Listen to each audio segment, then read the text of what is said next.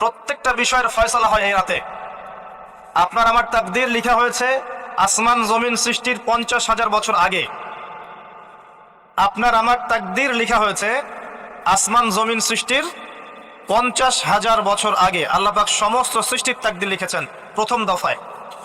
দ্বিতীয় দফায় তাকদীর লেখা হয়েছে যখন আমার আপনার রূহ আমাদের মায়ের গর্ভে ছিল 4 মাস 10 দিন বয়স। ওই সময় আল্লাহর পক্ষ থেকে ফেরেশতা আসেন, এসে লিখে দেন তার হায়াত, তার রিজিক, সে সৌভাগ্যবান না দুর্ভাগ্যবান। এরপর রূহটাকে ফুঁকে দেন, বাচ্চা নড়াচড়া শুরু করে। এর আগ পর্যন্ত পেটের মধ্যে বাচ্চা নড়াচড়া করে না। যখন রূহটা ফুঁকে দেওয়া হয় তারপর থেকে বাচ্চা নড়াচড়া শুরু করে। দ্বিতীয় দফায় তাকদীর লেখা হয়। এরপরে তৃতীয় দফা লেখা হয় এই লাইলাতুল কদরে, যে আগামী 1 বছর কি হবে, আপনি কি করবেন। অর্থাৎ 1 বছরের বাজেট প্রণয়ন করা হয় প্রত্যেক লাইলাতুল কদরে।